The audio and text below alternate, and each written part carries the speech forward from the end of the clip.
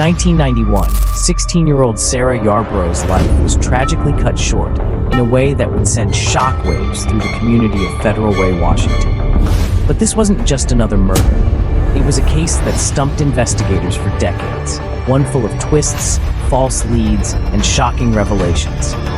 Who could have killed Sarah, a talented, kind, and innocent girl with a bright future? For years, Sarah's murder remained unsolved. But now, after over 20 years, the shocking truth has finally come to light. Only on this channel will you get the full picture with insights that no one else is offering. Welcome to Dark Chronicles, where shadows hide the truth. On December 13th, 1991, the small town of Federal Way, Washington, would be forever changed by a tragedy that left the entire community in shock.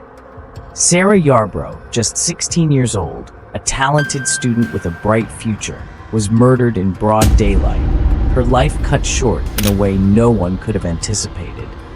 Sarah was known for her infectious smile, her talent, and her kind heart.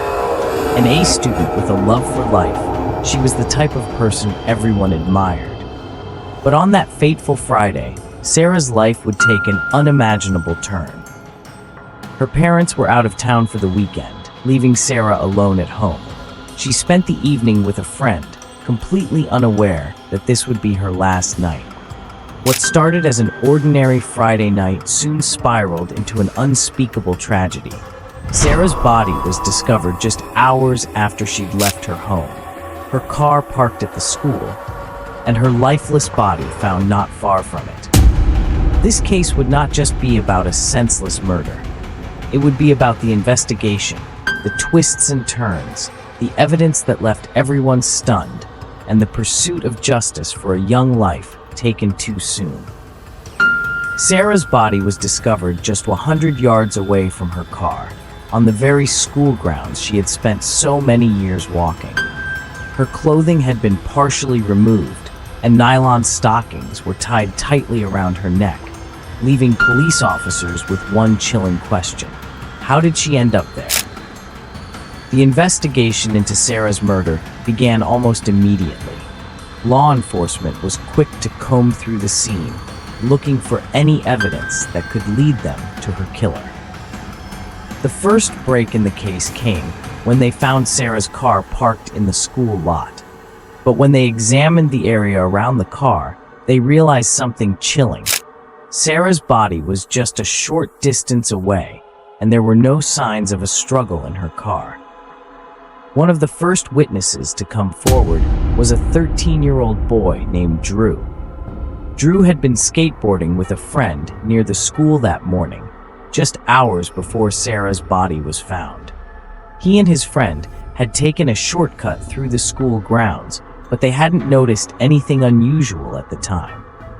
Drew didn't think much of it. He was just a teenager enjoying a cold day, oblivious to the fact that something sinister had happened just a few yards away.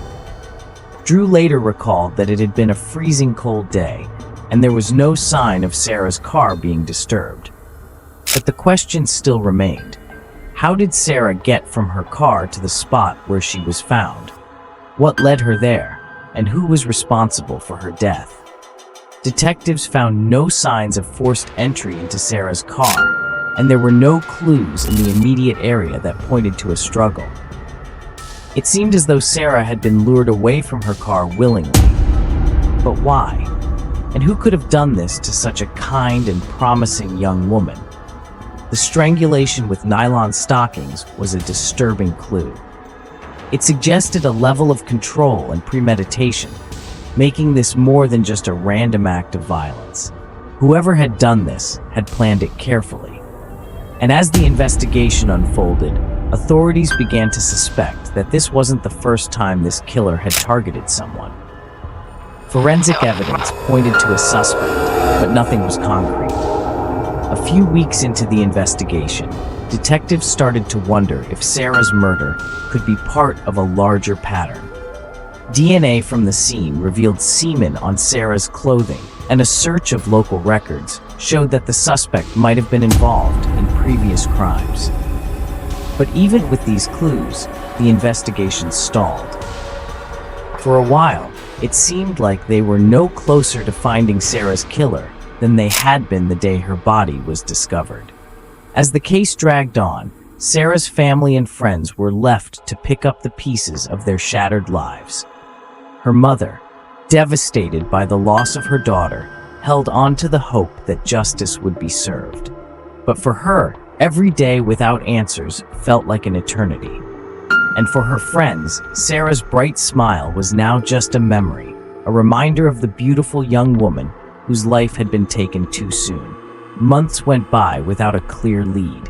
The case had gone cold, and the detectives were no closer to identifying Sarah's killer. But as with many cases that seem unsolvable, a breakthrough came from an unexpected source. In 2011, the King County Sheriff's Office turned to forensic genetic genealogy, a new technique that could potentially solve cases that had stumped investigators for years. Detective John Free, who had joined the case early on, sought out Colleen Fitzpatrick, a pioneer in the field, for assistance. Colleen Fitzpatrick's team began to work with the DNA evidence that had been collected from Sarah's clothing.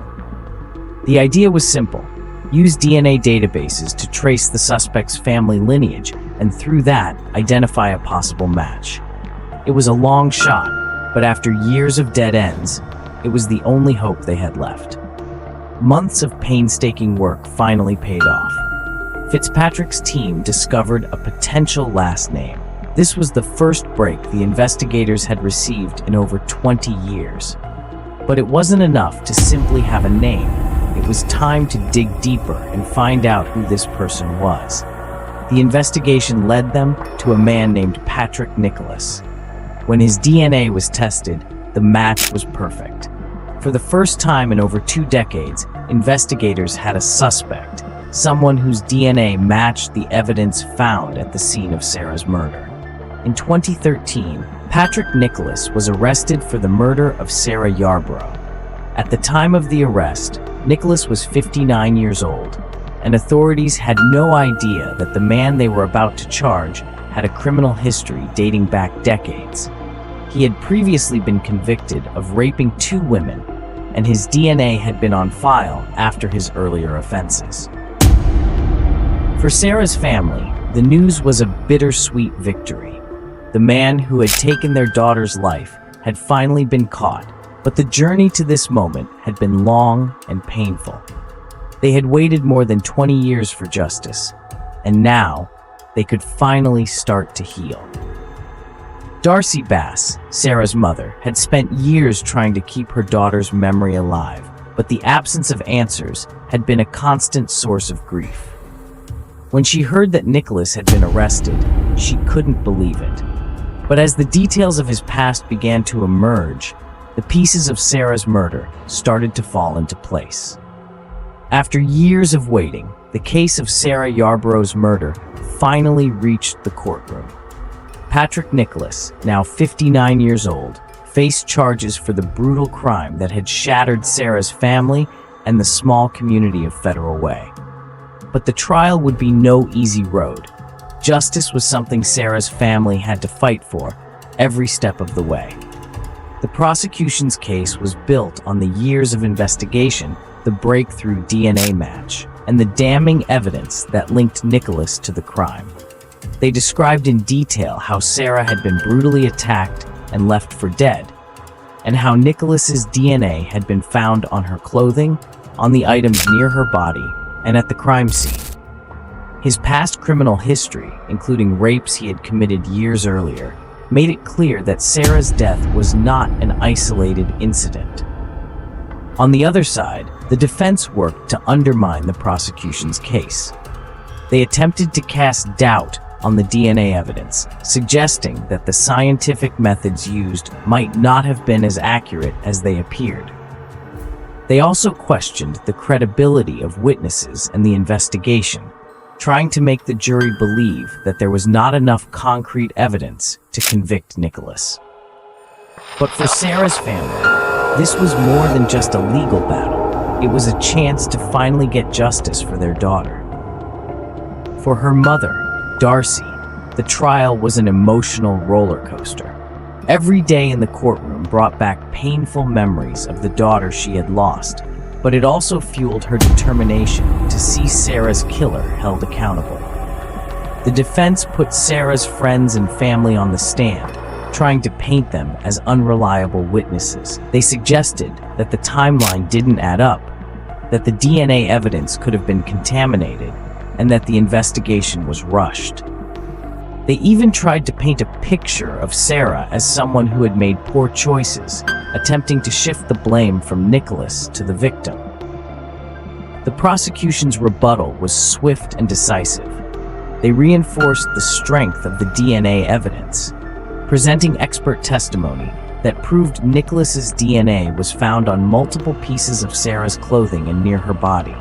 They also reminded the jury that Nicholas had a long history of sexual offenses, making him a prime suspect from the start.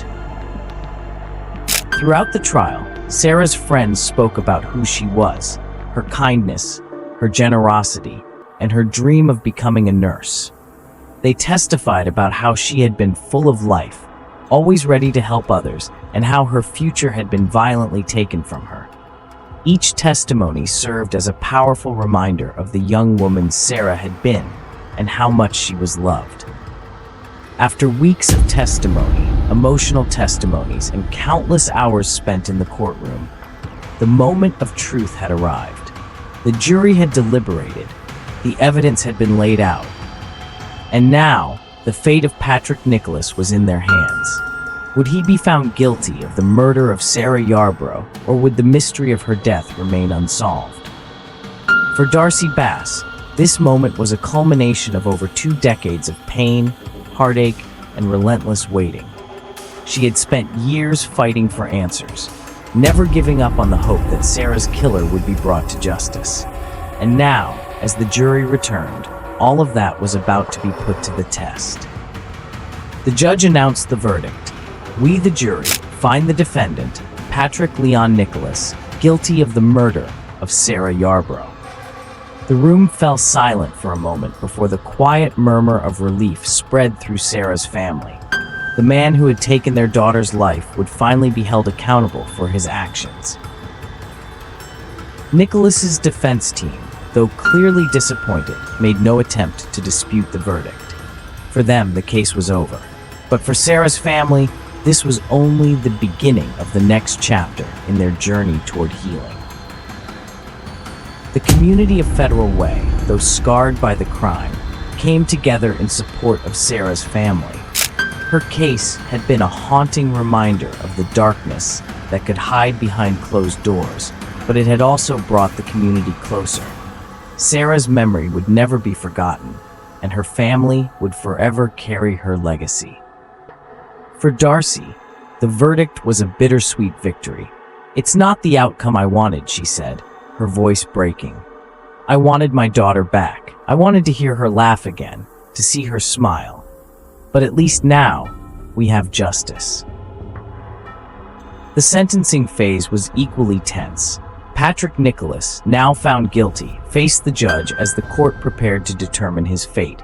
Would he be sentenced to life in prison, or would he face the death penalty for the brutal murder of a young girl who had never hurt anyone? In the end, Patrick Nicholas was sentenced to life in prison without the possibility of parole. It was the maximum sentence allowed by law, but for Sarah's family, it wasn't enough. No amount of time in prison could bring Sarah back. No sentence could undo the pain they had endured. But at least, for the first time in over 2 decades, they could begin to heal. While the trial was over, the journey for justice and healing was far from complete. Sarah Yarborough's tragic death had left a permanent scar on her family, her friends, and her community. But through their pain, her legacy had begun to take shape. For Sarah's mother, Darcy, and her family, there would be no real closure. The pain of losing Sarah was something they would carry for the rest of their lives. But as time passed, they found comfort in knowing that Sarah's story had not been forgotten, that her killer had been caught and brought to justice. At a memorial service held in Sarah's honor, Darcy spoke about the incredible young woman Sarah had been. She remembered her daughter's kindness, her intelligence, and her bright future that was stolen in an instant. "Sarah was the light of our lives," Darcy said, choking back tears. "And now we carry her light with us every day." In the years that followed, Sarah's family and friends worked to keep her memory alive by supporting causes she had been passionate about. They created scholarships, supported local charities, and ensured that Sarah's kindness continued to inspire others. Her legacy was not just about the tragedy that befell her, but about the good she had done in her short life. Sarah's murder had sparked a movement in the community. People came together to advocate for better laws, increased awareness of domestic violence, and better resources for victims of violent crimes. Sarah's case had opened the door for important conversations about justice and the impact of loss on families. Her friends, too, carried on her legacy. They honored Sarah by living the way she would have, kindly, generously, and with a deep love for others. Her bright spirit and infectious smile lived on in their hearts and their actions. As time passed, the community of Federal Way slowly moved on, but Sarah's memory was never forgotten. Her family continued to fight for justice, not just for her, but for every victim of violence whose voice had been silenced. The fight for justice may have been won in the courtroom, but the fight for awareness and change continued. Though Sarah's life was tragically cut short, her impact will be felt forever. The fight for justice, for awareness, and for change continues in her name. Sarah Yarborough's legacy is not defined by how she died, but by how she lived. Kind, loving, and full of promise. And though she is gone, she will never be forgotten. As Sarah Yarborough's case came to a close, the impact rippled through the law enforcement community. Detective John Free and his colleagues knew that solving Sarah's murder had been a monumental achievement, but they also understood that the work didn't stop there. It wasn't just about one case. It was about setting a precedent for future investigations, and it was about learning from mistakes made along the way. Detective Free, who had worked tirelessly on Sarah's case, spoke about the challenges they faced during the investigation. "There were times when we thought we were getting closer," he said. "But as months turned into years, it seemed like the answers were slipping further away. We had to keep fighting. We had to believe that we could find Sarah's killer." The case had taken a toll on everyone involved. The pressure to solve the murder of a young girl weighed heavily on the team, but it also served as a lesson for law enforcement across the country. The importance of forensic evidence, the need to never give up on a case, and the value of innovative techniques like forensic genetic genealogy were all lessons that would shape future investigations. The breakthrough in Sarah's case came from an unlikely source: genetic genealogy. Colleen Fitzpatrick, a pioneer in this field, worked with investigators to match the DNA evidence from Sarah's crime scene to potential family members. This cutting-edge technology had already been used in several high-profile cold cases, but it was Sarah's murder that truly highlighted its potential. Sarah's case became a turning point for forensic genetic genealogy, showing law enforcement agencies across the nation that this new tool could help solve cases that had once seemed impossible. Investigators across the country began to see the value in pursuing genetic leads, leading to the resolution of several cold cases that had been unsolved for decades.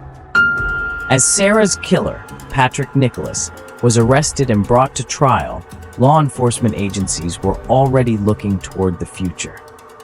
The success of this case had sparked a renewed interest in using DNA evidence to solve cold cases. Agencies across the country began implementing new procedures, training officers in genetic genealogy techniques, and investing in the resources necessary to process the large volumes of DNA evidence now available. In the years following Sarah's murder, her family and advocates for victims of violent crimes became vocal advocates for change. They pushed for reforms in the justice system, including better support for victims' families and a stronger focus on solving cold cases. Sarah's story was no longer just a reminder of a life cut short. It was a symbol of resilience and the fight for justice. Darcy Bass, Sarah's mother, became a powerful voice for victims' rights. She spoke at rallies, participated in legislative hearings, and worked tirelessly to ensure that the justice system didn't forget the victims, especially those who had suffered in silence for years. Sarah's death wasn't in vain, she said at one rally. Her legacy will live on through the change we're making in this system. In 2015, a new law was introduced in Washington state that would provide better funding for cold case investigations and improve the resources available to law enforcement agencies. The bill, which was named after Sarah Yarborough, sought to ensure that the victims of violent crimes like Sarah would never be forgotten. It was a direct result of the advocacy work done by Darcy and the survivors who had stood beside her. Sarah's case wasn't just a victory for her family. It was a victory for all victims of violent crimes. The work done in Sarah's name helped bring about meaningful change in the justice system, making it more difficult for criminals to evade justice and ensuring that the families of victims had the support they needed to keep fighting for answers. For Darcy, the fight for justice will never be over. Every year, she visits Sarah's grave, holding on to the memory of the daughter she lost. Sarah's case wasn't just about finding her killer. It was about making sure no one else has to wait as long as we did for justice, she said, her voice strong despite the pain.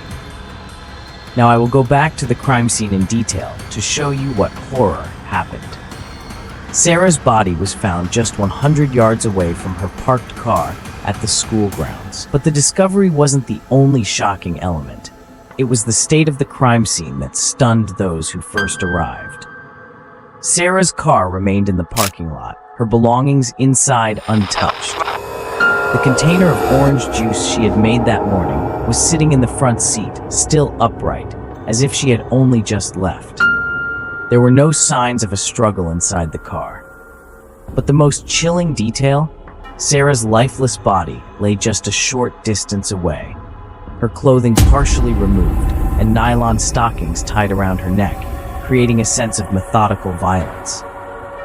The immediate question became, how did she end up there? Sarah's car remained in the parking lot, her belongings inside untouched. The container of orange juice she had made that morning was sitting in the front seat, still upright, as if she had only just left. There were no signs of a struggle inside the car. But the most chilling detail? Sarah's lifeless body lay just a short distance away, her clothing partially removed and nylon stockings tied around her neck, creating a sense of methodical violence. The immediate question became, how did she end up there? The initial investigation uncovered some disturbing clues, but it wasn't enough to lead to a quick conclusion. Sarah's death didn't appear to be a random act of violence. This was personal.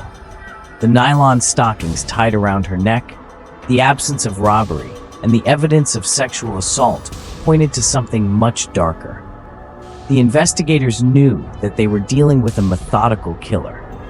A police sketch of a potential suspect was created based on witness statements from those in the area. Witnesses recalled seeing a white male around 6 feet tall with a medium build. But despite these leads, the investigation was off to a slow start. The trail was cold, and the mystery surrounding Sarah's murder deepened with each passing day. For Sarah's friends and family, the pain was compounded by confusion.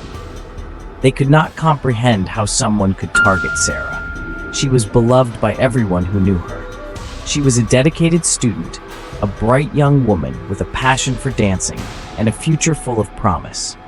Yet here she was, murdered in the most brutal way imaginable, and with no clear answers as to why or who was responsible.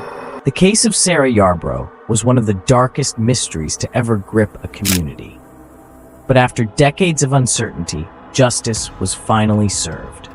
In this in-depth analysis, we've peeled back the layers of the investigation, the courtroom drama, and the emotional toll on Sarah's family, bringing you the full story, a story that only this channel has fully explored from every angle.